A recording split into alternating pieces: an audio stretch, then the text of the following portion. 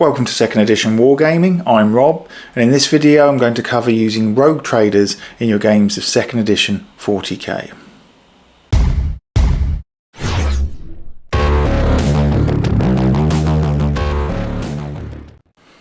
Okay, so as with my previous Navigator video, this isn't a lore video, but since rogue traders have been around since the 1st edition of the game, we'll take a whistle-stop tour of their development leading up to 2nd edition. So, despite being an actual part of the title of 1st edition 40k, rogue traders get just over a full page in the rulebook. They're described as free roaming agents of the Imperium who are licensed to explore the far regions of the galaxy and yet uncharted areas within the Imperium.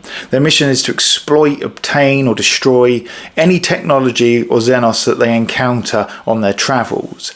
They technically come under the command of the priesthood, the administratum, but once contact with Earth is lost, they are effectively independent. Rogue traders can come from many backgrounds, such as the Inquisition, any branch of the Adeptus Terra, Imperial Guard or Fleet, or even influential citizens. And yes, because this is Rogue Trader, 1st edition of 40k, from the Space Marines as well. Many are awarded the role as a political manoeuvre to distance them from the centre of power. Retinue. Most rogue traders will travel with a fair complement of spacecraft, perhaps a dozen, many of them being lumbering cargo vessels. These will contain fighting troops, personal staff, technical staff and imperial colonists, because as well as pillaging, their role is also to help spread humanity amongst the stars. An example of the fighting complement is given as an entire company of Space Marines, 2 companies of normal Imperial troops, and all the vehicles and support that go with them. Okay, moving on from the main Rogue Trader rulebook, we have chapter approved, the first book of the Astronomicon. 2 Rogue Trader characters are included in the Imperial Characters section, and although the rules or lore isn't expanded upon, it is interesting that both characters seem to have psychopathic tendencies, with one having a kill count that is expressed in planetary populations, and the other who jettisoned his original troop contingent into space because he got bored of them. Classic Rogue Trader. Jack Draco hides his movements by masquerading as a rogue trader in Ian Watson's Inquisitor novel, but we don't really gain any expanded information, apart from the fact that they can be snappy dressers. In White Dwarf 139, we have a Space Fleet article that mentions rogue traders very briefly, describing them as possessing small exploratory fleets that may number as many as 200 ships, but are scattered beyond the fringes of human space. Right, so as with my Navigator video, there may be further mention of rogue traders leading up to 2nd edition. If you know of any, please put them in the comments, I'd love to know. Now we arrive at 2nd edition. No playable rules were included in Codex Imperialis or Codex Army lists, which is at least a little odd, considering in this revamp of the game they could have been the swashbuckling heroes of the Imperium. Perhaps this theme didn't fit with the new 40k vibe, or maybe it was felt that Inquisitors covered this niche well enough not to include them, or again, perhaps Codex Imperial Agents would have brought them to the tabletop at some point. Whichever the case, an article appeared describing rogue traders and their retinues in the Citadel Journal number 9. Written by Gavin Tyler, the fluff of the 3-page article starts with a bullet-pointed version of that which was in the Rogue Trader rulebook, hitting all the major points with a lower word count.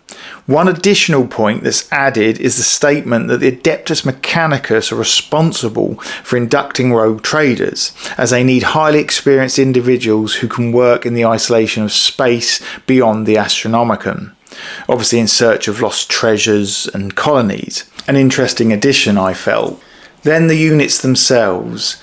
These are presented in the standard Codex Army lists format, with army selection being maximum 50% on characters, minimum 25% on squads, and a maximum of 50% on support. The first character entry is the Rogue Trader. They are 74 points and have major hero stats, with no minor hero or champion options. They can be used as an army commander with a strategy rating of 2, come with a las pistol and flak, and can take any additional items from the Rogue Trader War Gear list, which is not as extensive as the Imperial Agents list, but contains some cool items like mesh armour, a power maul and shuriken pistol. As usual for a character of this level, they can have up to 3 War Gear cards, but to represent how well travelled and perhaps morally flexible they are, these War Gear cards can be from any race, and I assume that means any human faction as well. These must not be named War Gear for specific personalities, such as belonging to Morgan Ra or an assassin, but any general card belonging to a race is viable. It's a nice touch, and it certainly gives you the chance to embellish the character of your Rogue Trader. The next 3 characters are Tech Priest Engineer, Adeptus Astra Telepathica Prime Psyker, and Preacher. These 3 character entries are as printed in the Codex Army lists, but with their additional war gear being taken from the Rogue Trader war gear list rather than the Imperial Agents list. There is no indication on any limits to the number of these characters that can be taken. Next, onto the squad section. You may draw any squads or characters from the Imperial Guard and Space Marine Army lists. Note that these are not allies but part of the Rogue Trader's force, so the points for them will come from the squad allotment, not support. As well as these, there are 2 specific squads that are available, Rogue Trader Scouts and Rogue Trader Bodyguards. Only 1 squad of each may be taken, with both ranging from 5 to 10 models. The Bodyguards can select any combination of weapons, armour and grenades, but only 1 special weapon. Note there are no heavy weapons in the list. The Scouts, on the other hand, have no restriction on special weapons and can also infiltrate as per the main rules. This means the Scouts can be very versatile or beardy depending on your mood. A great addition to the list.